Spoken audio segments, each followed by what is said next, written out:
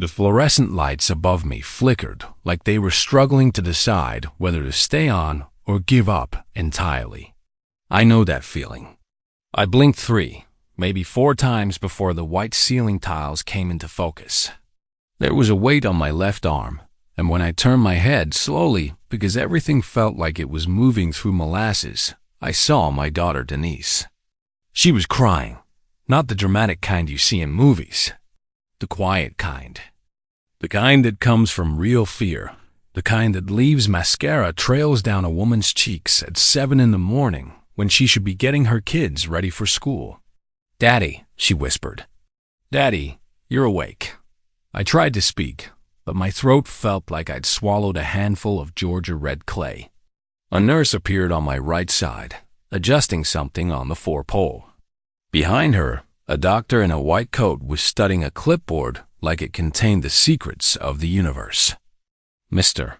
Pemberton," the doctor said, stepping forward. "I'm Dr. Okonkwo. You gave your family quite a scare. Do you remember what happened?" I didn't. Not at first. The last thing I remembered clearly was sitting in my recliner in my living room in Decatur, watching the evening news. Then nothing. Just darkness. And now this hospital room at Emory University Hospital with its beeping machines and antiseptic smell. "You experienced a significant overdose of your cardiac medications, Dr. Okonkwo continued. Specifically, your metoprolol and lisinopril. The levels in your blood were nearly 3 times the prescribed dosage. Mr. Pemberton, if your daughter hadn't stopped by when she did, if she hadn't found you unresponsive in that chair and called 911 immediately, we might be having a very different conversation right now. Or no conversation at all. 3 times the dosage." I let that sink in. Denise squeezed my hand harder.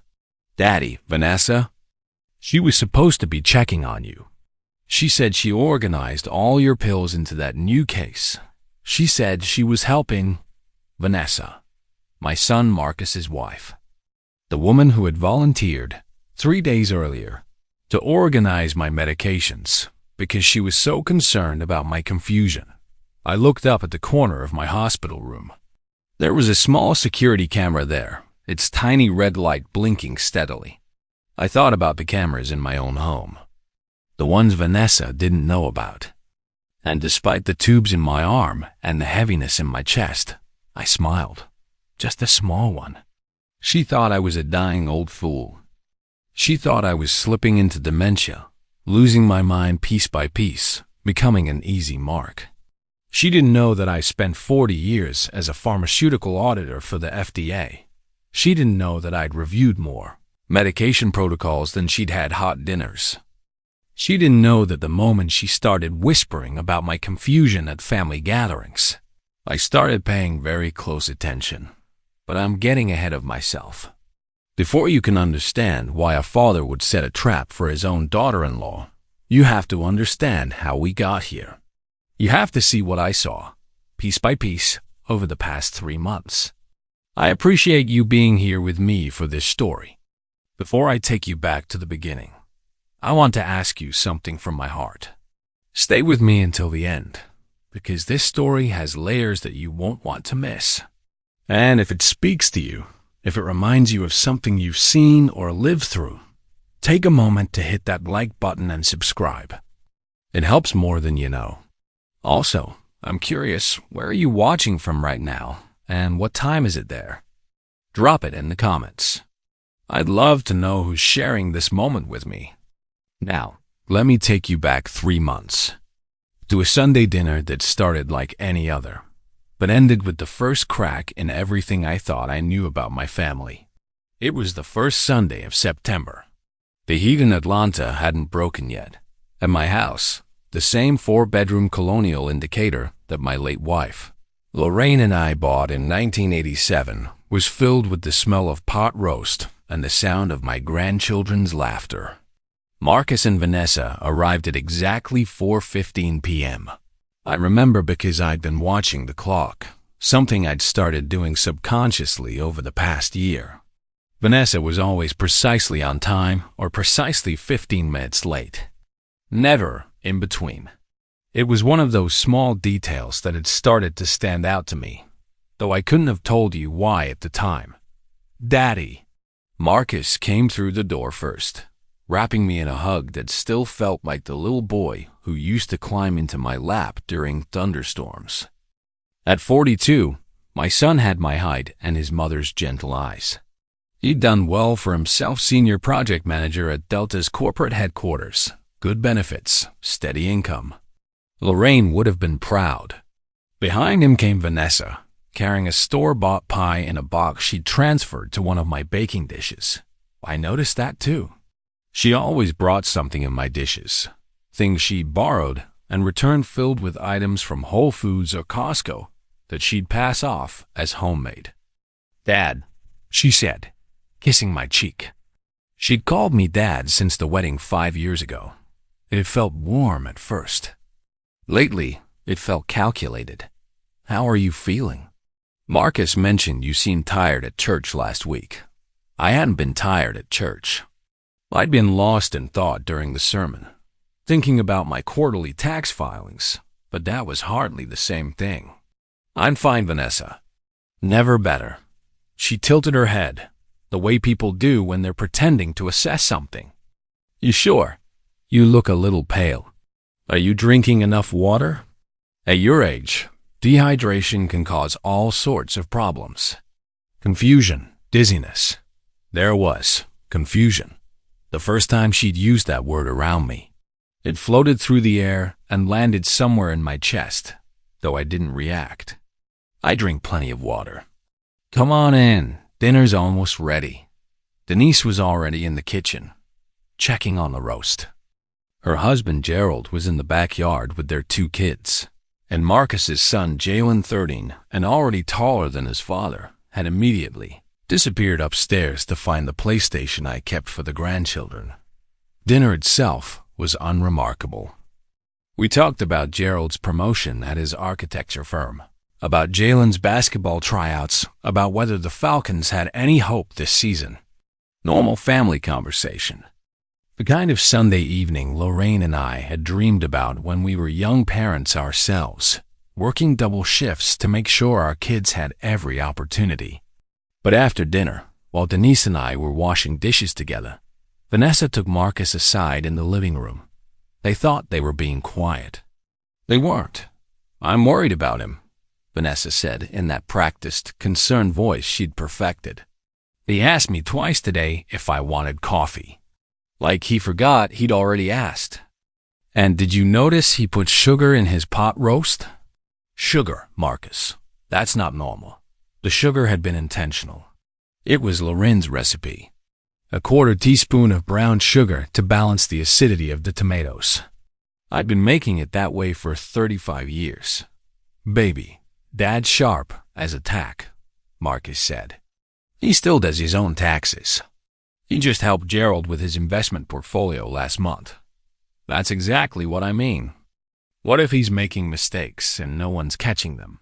You know how much he's worth, Marcus. What if he's getting scammed online?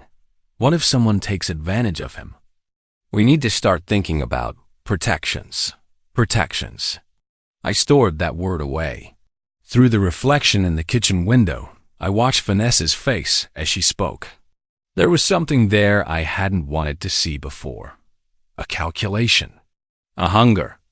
The same look I'd seen across conference tables during my FDA years, when pharmaceutical executives were explaining why their contaminated medications weren't really that dangerous. Dad? Denise was looking at me. You okay? You've been scrubbing that same plate for 2 minutes. I smiled at my daughter. Just thinking about your mother. She loved these Sunday dinners. I know, Daddy. Denise hugged me. Soap suds and all. I miss her too.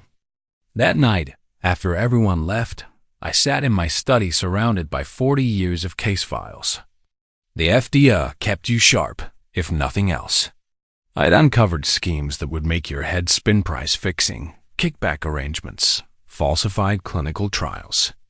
I'd helped put 3 executives in federal prison and forced 2 companies into bankruptcy. When you spend 4 decades looking for lies, you develop a sense for them. A sixth sense, Lorraine used to say. I pulled out a legal pad and wrote the date at the top. September 8th, 2024. First documented instance of concern trolling. Subject: Vanessa Pemberton. Claims: confusion, forgetfulness, abnormal cooking behavior. Then I opened my laptop and started researching home security systems. The following week, I had lunch with my old friend and attorney, Raymond Watts. We'd known each other since our days at Morehouse, class of 1978.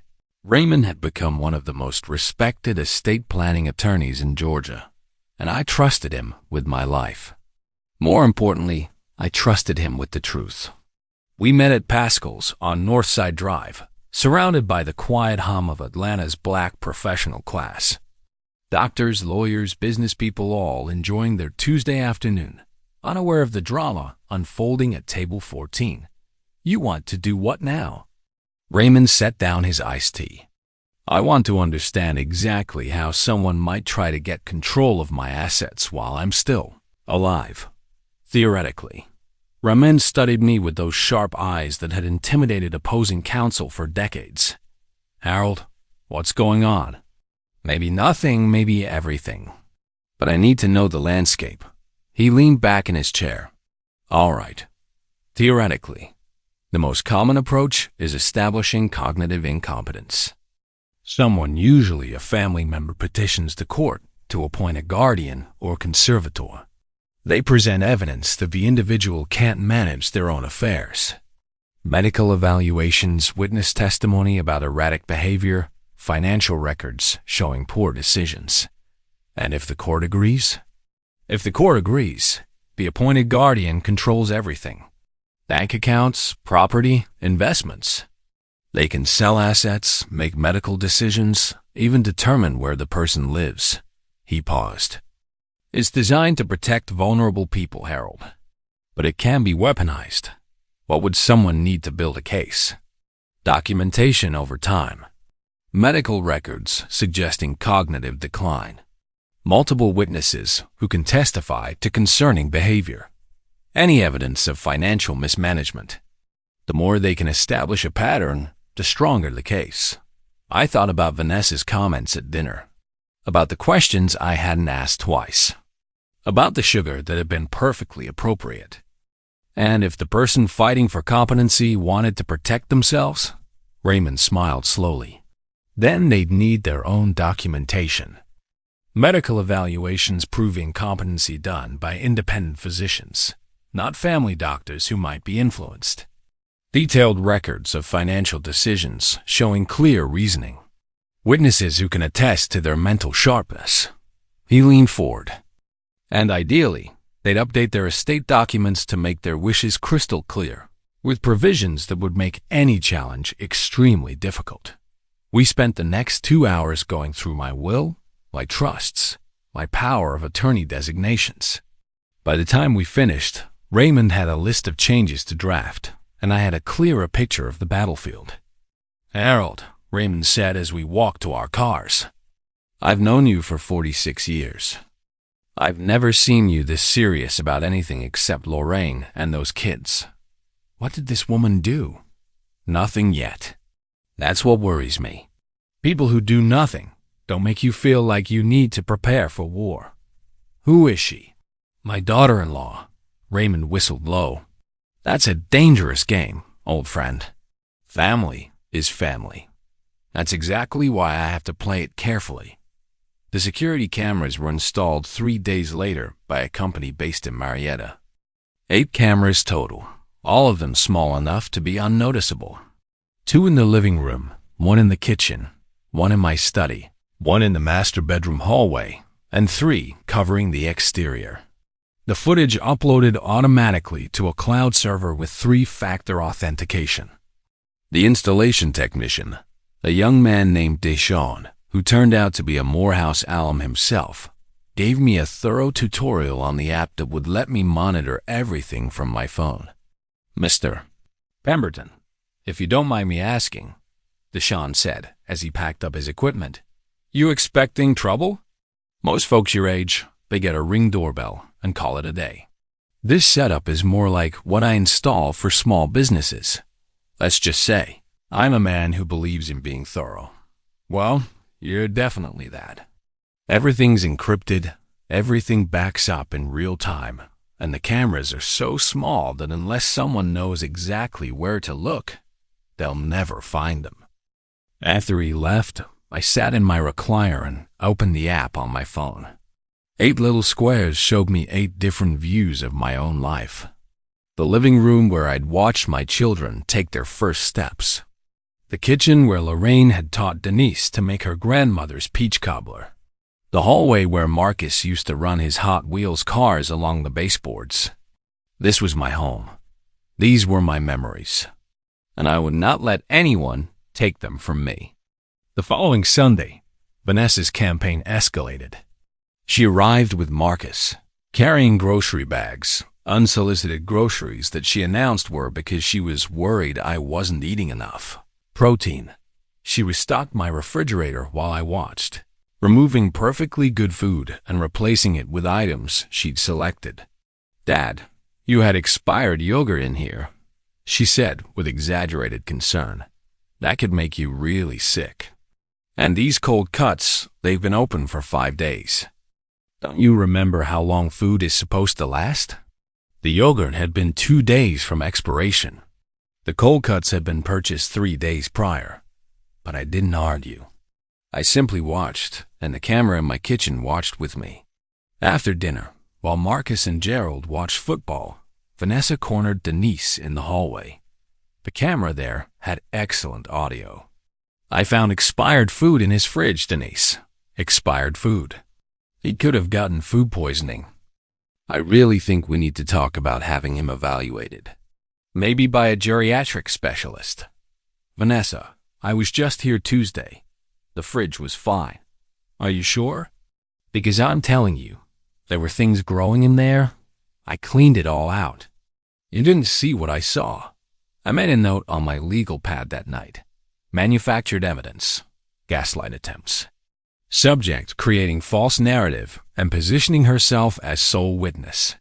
October brought 2 more significant incidents. The first was at my church, Ebenezer Baptist. I've been a member for 37 years, served as a deacon for 15 of them. After service one Sunday, Vanessa approached Pastor Williams, a man I've known since he was a divinity student at ITC. "Pastor, I wonder if I could speak with you privately," she said, her voice carrying just enough for me to hear from the fellowship hall. "I'm concerned about Harold. He's been showing signs of, well, confusion, memory issues. I think the church should know, in case he seems disoriented during services." Pastor Williams, bless him, looked directly at me across the room. I gave him the slightest nod. We'd already spoken. He knew what was happening. "Sister Vanessa," he said kindly but firmly, "I appreciate your concern. Harold is one of our sharpest minds. He balanced our entire building fund last month and found a $3,000 discrepancy that our accountant missed. I think he's doing just fine." Vanessa's smile faltered, just for a moment. Then she recovered. "Of course. I just worry about him, you know? All alone in that big house."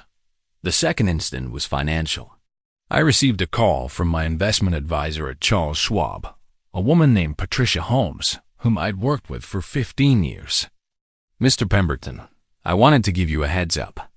We received an inquiry from someone claiming to be your daughter-in-law, asking about the process for adding a joint account holder to your investment accounts. She said you'd asked her to call on your behalf." I sat very still. "What was her name?" "Vanessa Pemberton. She said your memory wasn't what it used to be, and you wanted to make sure someone could access your accounts if needed. Patricia, I want you to document that call thoroughly. Date, time, everything she said. Then I want you to add a verbal password to my account that no one but me knows. And I want a note in my file that no account changes can be made without in-person verification with 2 forms of ID. Mr. Pemberton, is everything?" Just precautions, Patricia. I'm a careful man, but I wasn't just careful. I was angry. Not the hot anger of youth. I'd learned to set that aside decades ago. This was the cold anger of understanding. The anger that comes when you see exactly what someone is doing and exactly why they're doing it. My estate, built over 40 years of government service, careful investment, and Loren's own career as a school administrator, totaled approximately $1.2 million. The house, paid off since 2008, was worth $650,000 in the current market. My investment accounts held another $400,000. My pension and Social Security covered all my expenses with money left over. And Vanessa, whose own student loan debt still sat at $89,000, whose credit card balances I glimpsed once on a statement left at my house, who drove a leased BMW she couldn't actually afford. Vanessa wanted it all. What would you do if you realized someone in your own family was setting a trap for you? Would you confront them immediately, or would you wait and watch? Think about that for a moment. November arrived, and Vanessa's patience was wearing thin. I could see it in the frequency of her visits, now up to twice a week. I could see it in the pointed questions she asked Marcus within my earshot. Baby, have you thought more about what we discussed? About getting your father some help? A home health aide, maybe? Vanessa, Dad doesn't need a home health aide. He plays chess at the community center every Thursday. He drove himself to his cardiologist appointment last week. He's fine. But what if he's not? What if he's hiding how bad it's gotten? Old people do that, you know? They're proud. They don't want to admit when they're struggling. Marcus, my loyal son, kept defending me. But I could see Vanessa's words landing, planting seeds of doubt. She was persistent. She was patient. On Thanksgiving, she made her most significant move yet. The whole family gathered at my house, as we had every year since 1988. Denise and Gerald, their kids now 12 and 9. Marcus and Vanessa and Jalen. Even my sister Eleanor drove up from Macon with her husband. I cooked the turkey myself, as I always did. 22 pounds, brined for 24 hours, roasted to golden perfection. Loren's cornbread dressing. My mother's sweet potato casserole. The meal took 2 days to prepare, and every dish was exactly right. But at the table, after grace was said and plates were being passed, Vanessa struck. "Dad, this turkey is delicious," she said sweetly. "But I noticed you left the oven on after you took it out. I turned it off for you. We don't want any accidents." I had not left the oven on. I had specifically turned it off, verified the knobs were in the off position, and even taken a photo of the control panel, a habit I'd developed precisely for moments like this. The oven was off, Vanessa. Was it? I'm pretty sure it was still at 325 when I went in there. But don't worry, no harm done. She turned to the table at large. I've been reading about early intervention for memory issues. There are some really great facilities that specialize in helping people maintain their independence longer. Eleanor, my sister, set down her fork. "Vanessa, what exactly are you saying?" Nothing. I just think we should all be aware, you know? Dad's not as young as he used to be. And with everything he has to manage, this house, his finances, all those medications, it might be time to think about simplifying things. Maybe getting some professional help. The table went quiet. I looked around at my family. Marcus was staring at his plate. Denise's eyes had narrowed. Gerald was pretending to be very interested in his cranberry sauce. The grandchildren sensed the tension and had stopped asking for more mashed potatoes. "Let me ask you something, Vanessa," I said calmly. "What exactly do you think I'm forgetting?" She blinked. "Well, like I said, the oven. The oven was off. I have a photo on my phone, timestamped 2:47 p.m., showing the control panel. I didn't pull out the phone. I just let that sit. I must have been mistaken. But Dad, last week you called me Victoria. You forgot my name. I have never in my life called you Victoria. I don't know anyone named Victoria. You might not remember. Vanessa. My voice was still calm, still measured. 40 years of congressional testimony and FDA hearings had taught me to control my tone. I remember everything. I remember every conversation we've had for the past 3 months. I remember every concern you've raised about my memory, my health, my eating habits. I remember you calling my investment advisor to ask about adding yourself to my accounts. I remember you talking to Pastor Williams about my confusion. I remember all of it. The color drained from her face. Marcus looked up sharply. Dad, what are you talking about? Ask your wife, son. Vanessa recovered quickly. I'll give her that. I don't know what he's... Marcus, this is exactly what I've been worried about. He's getting paranoid. He's imagining things. This is a symptom of Patricia Holmes at Charles Schwab documented your call, I said. She has it in writing. Would you like me to have her send you a copy? Silence. Absolute silence. Even the children were frozen. Marcus turned to Vanessa slowly. Baby, did you call Dad's investment advisor? I wanted to understand how his accounts worked. For the family. In case something happened to him. And Pastor Williams? I was concerned. Is it a crime to be concerned about your father-in-law? Depends on the nature of the concern, I said, and on what you were hoping to gain from it. Vanessa stood up abruptly, her chair scraping against the floor. I don't have to sit here and be accused of whatever you're accusing me of. Marcus, I want to go. Baby, sit down. No, I want to go. Now. Marcus looked at me, looked at his wife, looked at the table full of family watching with held breath. Vanessa, please. It's Thanksgiving. I want to go. She left. Marcus, torn between his wife and his family, followed her. Jalen, confused and upset, trailed behind them. The door slammed. A car engine started, and then they were gone. Eleanor reached over and took my hand. Harold, what in the world is going on? I took a deep breath. I'll explain everything. But first, let's finish this meal. I didn't spend 2 days cooking for us to let it get cold. We ate. The conversation was subdued, but we ate. Afterward, while the grandchildren watched a movie in the living room, I gathered the adults in my study and told them everything. The comments, the gaslighting, the phone calls, the cameras. You recorded her? Gerald asked, not quite masking his admiration. I recorded my own home. What she chose to do and say in my home is not my responsibility. Denise was crying again, angry tears this time. I knew something was wrong. I knew it. Every time she brought up your memory, something felt off. I should have said something. You couldn't have known, baby girl. She was careful, but not careful enough. After everyone left, after I cleaned the kitchen and put away the leftovers and checked that the oven was definitively photographically off, I sat in my recliner and thought about what came next. Vanessa would escalate. I knew it with the certainty of a man who has studied deception professionally. I had called her out publicly, humiliated her in front of the family. She would be desperate now, and desperate people make mistakes. I just had to wait.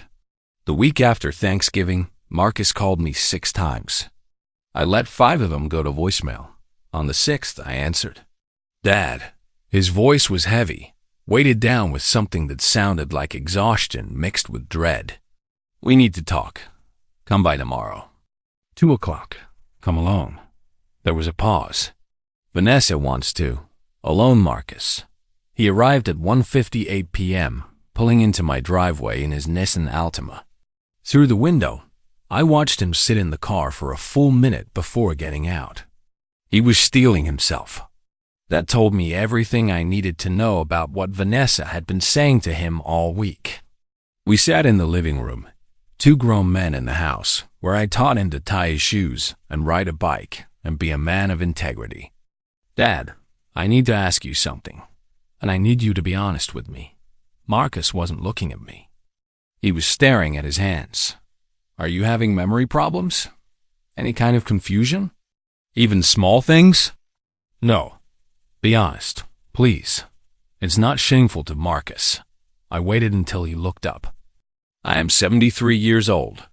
My last full physical was in September. Dr. Mitchell ran a complete cognitive assessment, the mini-mental state examination. I scored a perfect 30 out of 30. I can give you a copy of the results if you need them. Then why would Vanessa? Because your wife wants my money. He flinched like I'd struck him. Dad, that's not. She wouldn't. Son, I need you to listen to what I'm about to tell you, and I need you to really hear it. Can you do that for me? He nodded slowly. I spent the next 45 minutes walking him through everything. Every comment, every manufactured incident, every attempt to establish a pattern of incompetence. I showed him the documentation, the photos, the security footage, the phone records from Charles Schwab. I showed him the legal pad where I'd been tracking incidents since September. When I finished, Marcus was pale. His hands were shaking. I can't believe she would. What's your household debt, son? He looked at me sharply. What? Your household debt. Combined. Credit cards, student loans, car payments. What is it? I don't see how that's... Humor me. He was quiet for a long moment. About $180,000.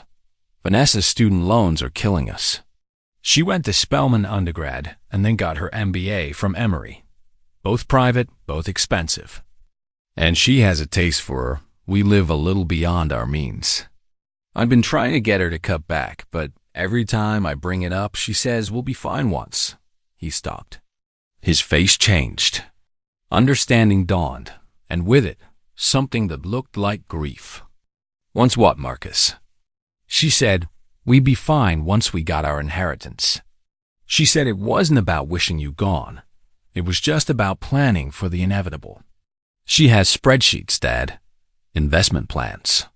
She talks about it like it's already ours. And when I live another 15 years, as the men in our family tend to do, Marcus put his head in his hands. What do I do? She's my wife. We have a son together. What you do is decide who you are. Are you a man who protects his family from predators, even when the predator is sharing his bed? Or are you a man who chooses comfort over character? That's not fair. Nothing about this is fair, son. But it is what it is. He left 20 minutes later, promising nothing, committing to nothing. I watched him drive away and wondered if I'd lost my son along with whatever illusion he'd been holding on to about his marriage. That night, Vanessa called my cell phone. I didn't answer. She called 3 more times. On the 4th attempt, she left a voicemail. Dad, it's me. I think we got off on the wrong foot. I was only trying to help. I care about you so much, and I know I came on too strong. Can we talk, please? I hate that there's tension between us. Your family. Her voice was perfect. Contrite, warm, concerned. If I hadn't known better, I would have believed her. I saved the voicemail and went to bed. December brought an unexpected quiet. No calls from Vanessa. No surprise visits. Marcus came by once, helping me put up Christmas decorations in the same stiff silence that characterized our relationship now. Denise came by twice a week, as she always had, but now there was a new wariness in her eyes. You think Vanessa's given up? She asked one evening while we decorated the tree. No, I think she's regrouping, planning her next move. What do you think she'll do? I don't know. But whatever it is, it'll be big. She's running out of time and options. I was right. On December 19th, a Tuesday morning, Vanessa showed up at my door unannounced. She was carrying a large plastic organizer box, the kind with multiple compartments and a handle on top. Dad, she was all smiles, all warmth. I hope I'm not interrupting. I wanted to bring you an early Christmas present. Every instinct I had screamed danger. But I stepped aside and let her in, because I needed to know what she was planning. The cameras would catch everything. She set the box on my kitchen table and opened it with a flourish. Inside were 7 smaller containers, each one labeled with a day of the week. Each container had 4 compartments labeled morning, noon, evening, and night. It's a medication organizer. She announced, I know you have so many pills to keep track of your heart medication, your blood pressure, your cholesterol. I thought this would make it easier. I even took the liberty of pre-filling this week for you.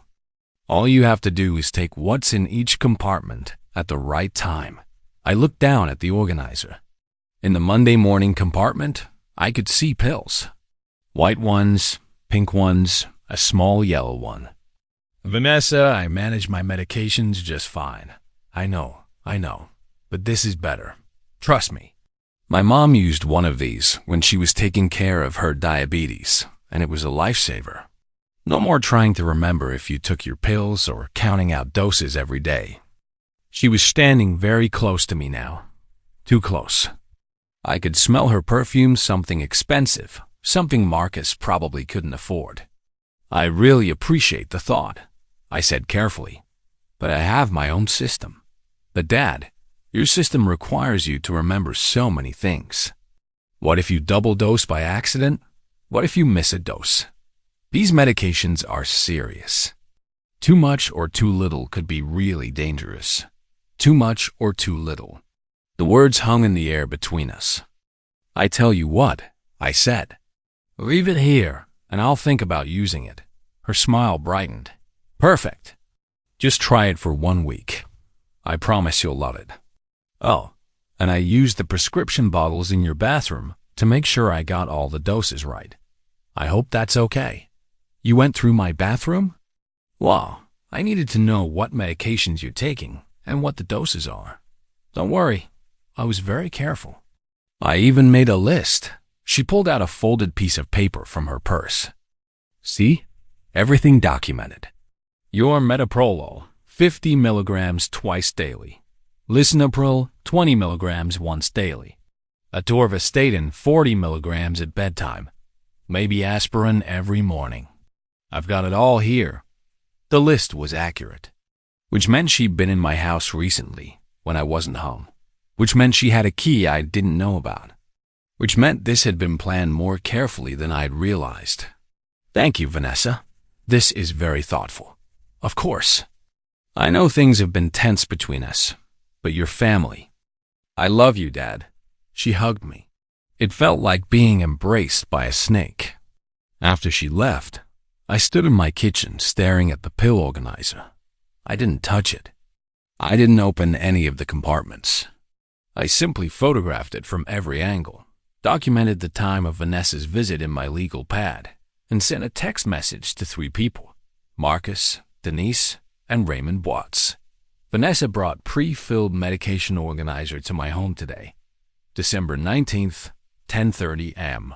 She admitted to entering my home without permission to access my prescription bottles. I have not and will not use this organizer. Documenting for record.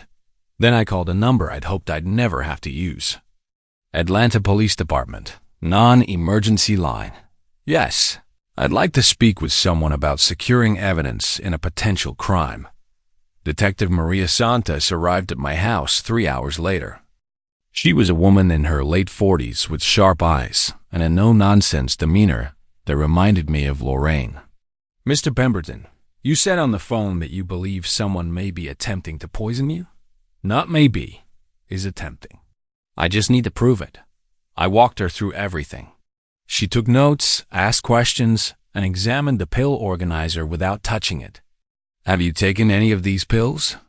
No, I'm not a fool detective. I can see that. Mr. Pemberton, I need to be honest with you.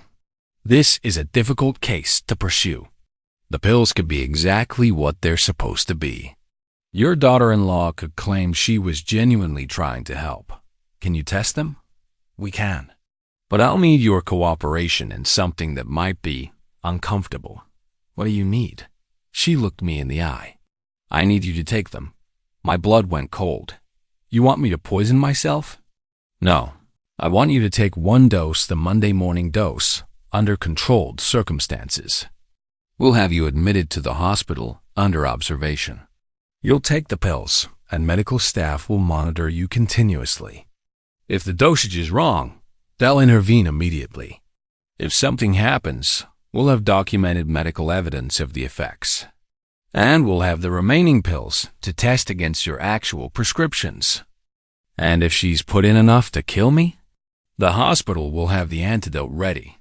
Mr. Pemberton, I won't lie to you. There's risk, but it's controlled risk. And it's the only way we can prove intent to harm beyond a reasonable doubt.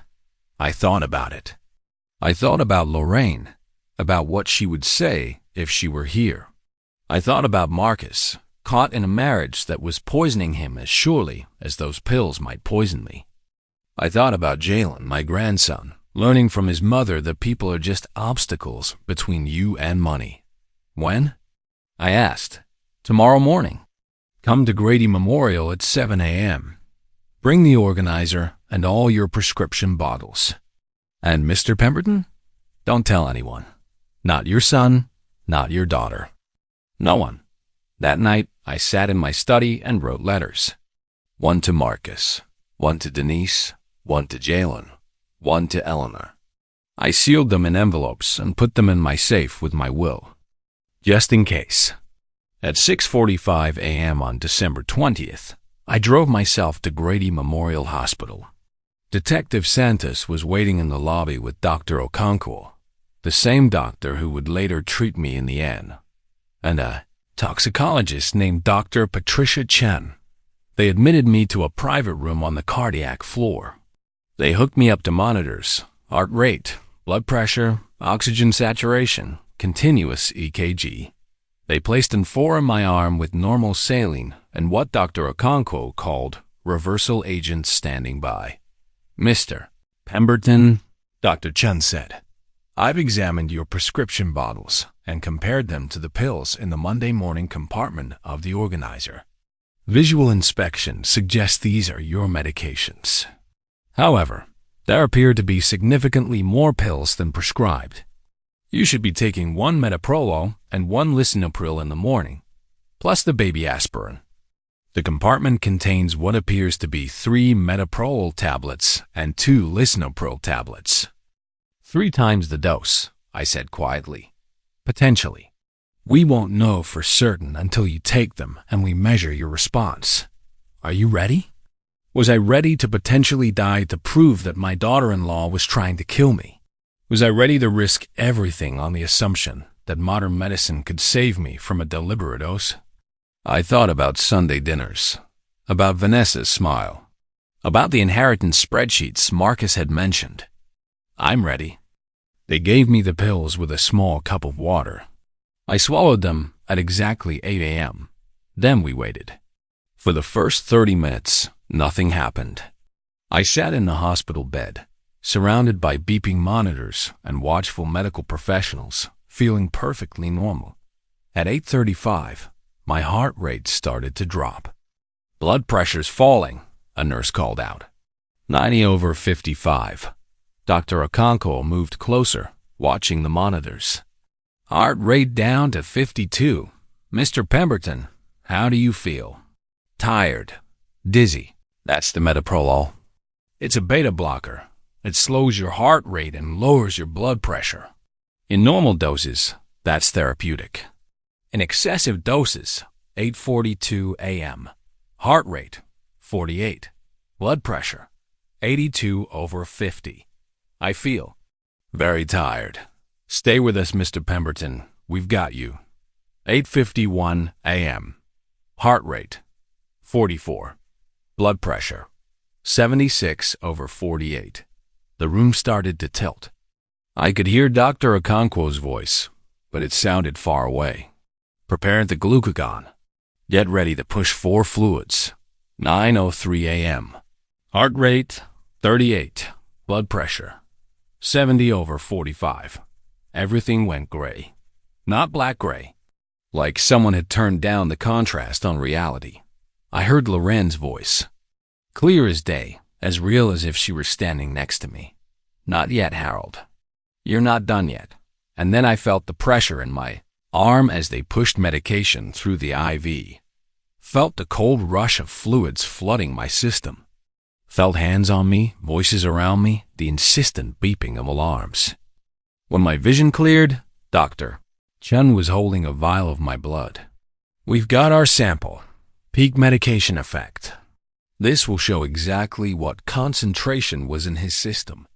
Dr. Okonkwo was adjusting the 4. Heart rate coming back up. 45, 48, 52. Blood pressure improving. You're going to be okay, Mr. Pemberton. The glucagon is reversing the beta blocker effect. Detective Santos was on her phone. I need a warrant. Now. Attempted murder. I spent the next 6 hours in that hospital room while my body processed the overdose and the reversal agents battled it out in my bloodstream. Dr. Chen sent the remaining pills from the organizer to the state crime lab for analysis. Detective Santos disappeared for 2 hours and came back with a warrant. At 4:30 p.m., they told me the lab results. The pills in the Monday morning compartment contained 350 milligrams metoprolol tablets, 150 milligrams total, 3 times my prescribed dose. 2 20 milligrams lisinopril tablets, 40 milligrams total, twice my prescribed dose. 1 baby aspirin, correct dose. Likely included to make the compartment look legitimate.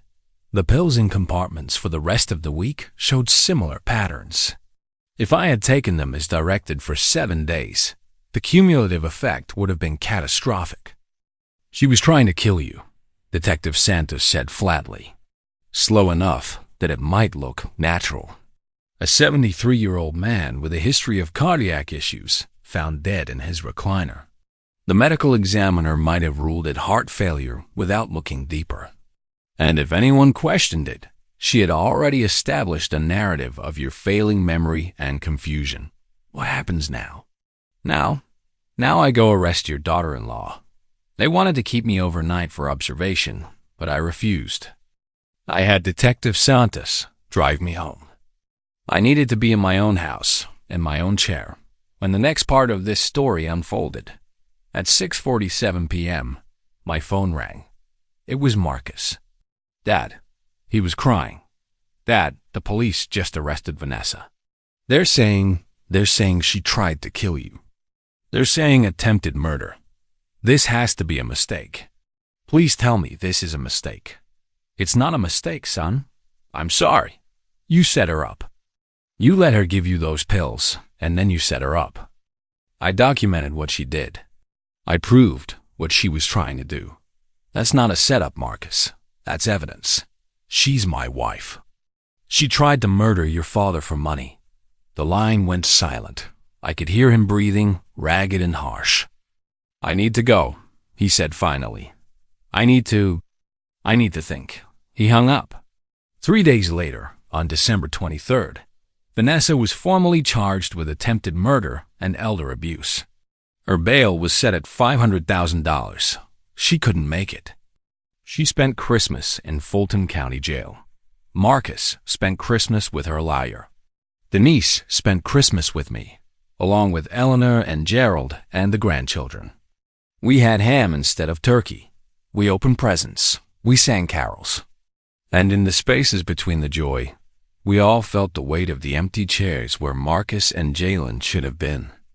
On January 15th, I received a certified letter from Marcus's attorney. He was requesting that I drop the charges against Vanessa. He claimed I had entrapped her, that I had manufactured evidence, that I was experiencing cognitive decline and had misinterpreted her helpful intentions. I wrote back personally, "Son, I love you, but I will not lie to protect someone who tried to end my life. The evidence speaks for itself. What you do with your marriage is your choice. But I will not be a party to letting your wife escape justice for attempted murder. You raised Jalen to know right from wrong. Show him what that means." The trial was set for April, which brings us back to where we started. To me, in that hospital bed on December 20th, Waking up from the overdose with Denise crying beside me and Dr. Okonkwo explaining how close I'd come to not waking up at all. But that's not the end of the story. That's just the midpoint. The moment where the trap closed and the evidence was secured.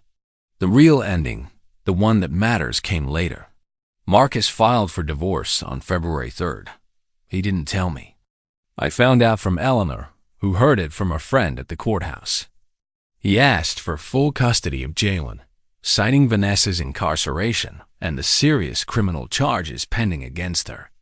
On February 14th, Valentine's Day, of all days, I got a visitor at my house. It was Marcus. He looked like he'd aged 10 years in 2 months. "Can I come in?" he asked. I stepped aside. We sat in the living room again. The same chairs, the same afternoon light coming through the windows. But everything was different. "I've been going through our financial records," Marcus said quietly. "Really going through them. Vanessa handled all our accounts. I trusted her." He pulled out a folder and set it on the coffee table between us. "She's been stealing from me for 3 years. Opened credit cards in my name that I didn't know about. Took out personal loans using forged signatures. We're $240,000 in debt, Dad. Not $180,000.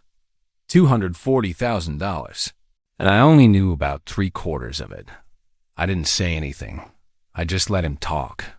She has a storage unit in College Park.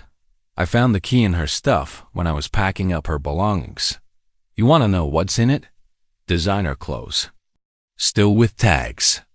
Handbags worth thousands of dollars. Jewelry. She was buying all this stuff, hiding it, planning for, I don't know what, a different life? One where I was gone and she had your money?" His voice broke. "I brought a woman into our family who tried to murder you. My father. For money. I brought her to Sunday dinners. I defended her. I led her around my son. What does that make me?" "Human," I said. "It makes you human, Marcus. She fooled you. She was good at it. She'd probably been doing it her whole life. I should have seen it. Maybe. But you loved her. Love makes us blind to things we should see. Your mother used to say that love is an act of faith. Sometimes that faith is justified. Sometimes it's not." He wiped his eyes. "I'm sorry, Dad. I'm so sorry." I moved to the couch next to him and put my arm around my son, the way I used to when he was small and had nightmares. "I know, son. I know. How do I explain this to Jalen? How do I tell my 13-year-old boy that his mother tried to kill his grandfather for inheritance money? You tell him the truth, age appropriately, but the truth. You tell him that people sometimes make choices that hurt the people who love them. You tell him that his mother is sick in a way that has nothing to do with medicine and everything to do with character. And you tell him that he gets to choose who he becomes, regardless of what she chose to be. He's been asking to see you. He misses his pop-pop. I miss him too. Bring him by this Sunday. We'll make dinner. Just the 3 of us." Marcus nodded. He stayed for another hour. We talked about practical things, the divorce proceedings, the custody arrangement, his plan to file for bankruptcy and start over. We talked about therapy, about grief, about how to rebuild trust. When he left, he hugged me at the door. A real hug, not the stiff obligation of recent months. "Dad, thank you for not dying. Thank you for coming home." The trial happened in April, as scheduled. Vanessa's attorney tried everything, claimed I had dementia, and fabricated the evidence. Claimed the police had coerced me. Claimed the hospital test results were contaminated. None of it worked. The jury deliberated for 4 hours. Guilty on all counts. The judge sentenced her to 15 years in prison, with eligibility for parole after 10. I was there in the courtroom when the verdict was read. So was Marcus, sitting on my side of the room. So was Denise. So was Eleanor. Vanessa looked back at us as they led her away in handcuffs. Her eyes met mine. There was no remorse there. No recognition of wrongdoing. Just fury that she'd been caught. I felt nothing but relief. After the sentencing, we went to Pascal's for lunch me, Marcus, Denise, Gerald, Eleanor, and her husband. Jalen was in school, but we'd celebrate with him later. Raymond Watts joined us, pulling up a chair and ordering sweet tea. "Well, Harold," he said, raising his glass, "I've been practicing law for 43 years, and I've never seen anything quite like this. You outplayed a player. I just documented the truth. You did more than that. You stayed 3 steps ahead the entire time. Most people would have confronted her immediately. You waited. You built an airtight case. I spent 40 years at the FDA," I said. "You learn that evidence beats emotion every time." Marcus was quiet, picking at his catfish. Denise reached over and squeezed his hand. "It's okay to be sad about it, Marcus," she said. "Even after everything. It's okay to grieve what you thought you had." "I know," he said. "I just keep thinking, if Dad hadn't been so careful, if he just trusted her and taken those pills, I'd be planning his funeral right now, and I'd probably never have known she killed him." The table went quiet. "But I didn't take them," I said. "And you did know. And now you get to choose what kind of man you're going to be going forward. That's what matters, son." We finished lunch. We told stories about Lorraine, about old times, about family vacations and holidays past. We laughed, we remembered. And slowly, piece by piece, we started to heal. That was 6 months ago. Today, Jalen is 14.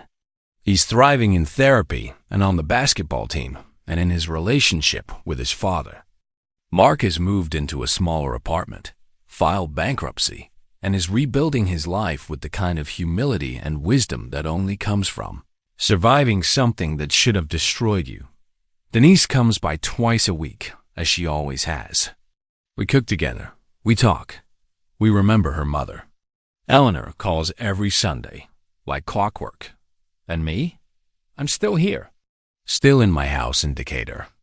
Still playing chess on Thursdays and attending Ebenezer Baptist on Sundays and managing my own medications. Thank you very much. I had my annual physical last month. Dr. Mitchell said my heart is strong, stronger than expected for a man my age. I told him that's because I have too much to live for to let it fail me now. Last Sunday, after church, Pastor Williams pulled me aside.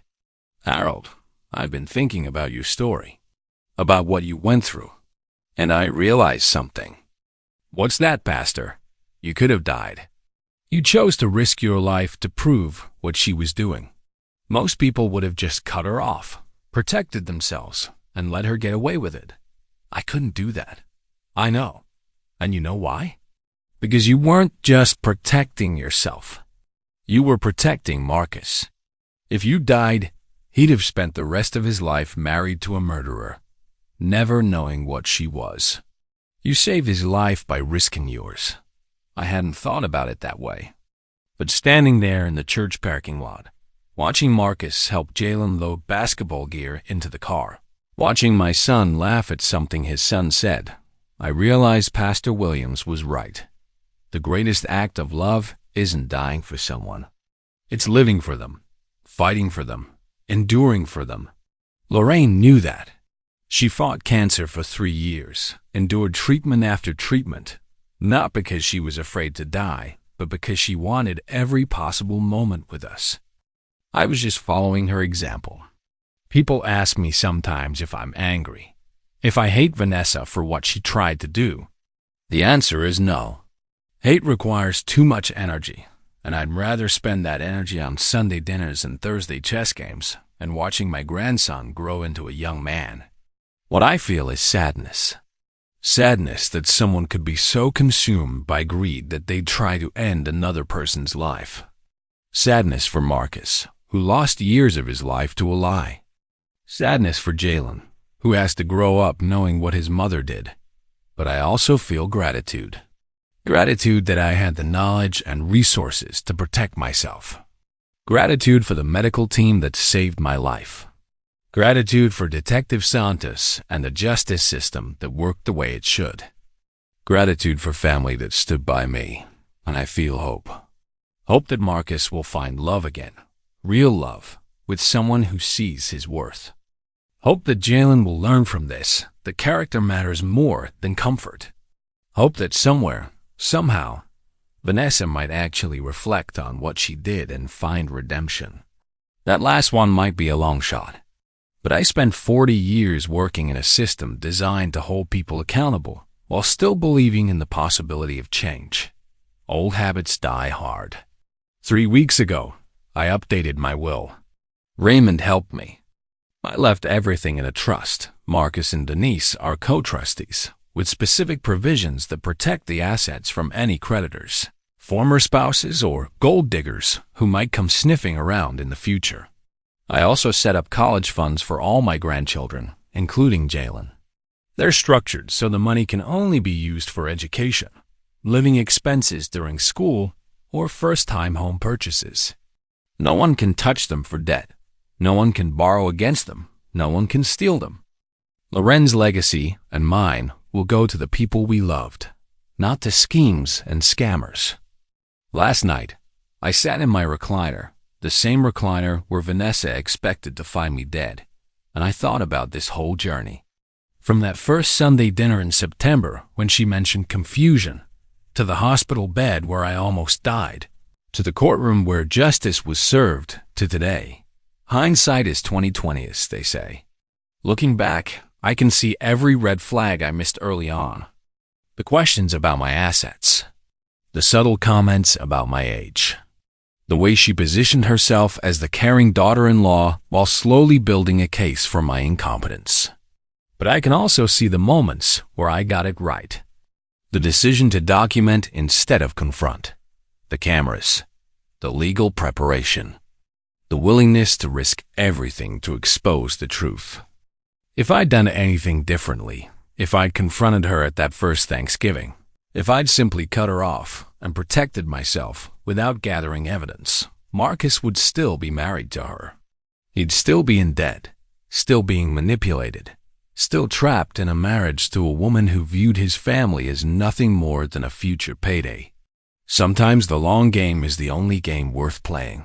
Tomorrow is Sunday. Marcus and Jalen are coming for dinner. Denise and her family, too. Eleanor is driving up from Macon. We're going to have pot roast Loren's recipe with a 1/4 teaspoon of brown sugar to balance the tomatoes. I'm going to take my medications at the prescribed times, in the prescribed doses, from the prescription bottles that only I have access to. I'm going to watch my grandchildren play in the backyard where their parents played. I'm going to thank God for another Sunday, another dinner, another chance to be present in the lives of the people I love. And if someone asks me what I learned from all this, I'll tell them what my mama told me 70 years ago, and what I tried to teach my own children. Character is what you do when no one is watching. And karma is what happens when everyone starts paying attention. Vanessa thought she was smarter than an old man. She thought age meant weakness, that retirement meant irrelevance. She forgot that old men got old by being smart enough to survive. She won't make that mistake again. As for me, I'm just grateful to be here. Grateful for every morning I wake up in my own bed, in my own house, with my own life still my own. They say revenge is a dish best served cold. But this wasn't revenge. This was justice. This was protection. This was a father loving his son enough to risk everything to free him from a trap he didn't even know he was in. And if that's not what love looks like, I don't know what is. Thank you for staying with me through this whole story, for listening to an old man talk about the hardest few months of his life. If this story touched you, if it reminded you to pay attention to the red flags in your own life, if it gave you hope that truth can still win-share it with someone who needs to hear it, subscribe if you want to hear more stories like this one. Leave a like to help this reach people who might need the reminder that wisdom and patience are more powerful than schemes and manipulation. And remember, the people who love you will never make you feel like you're losing your mind. They'll never make you question your own memory, your own competence, your own worth. If someone in your life is doing that, pay attention. Document. Protect yourself. Because your life, your legacy, and your peace of mind are worth fighting for. God bless you all. And I'll see you next Sunday.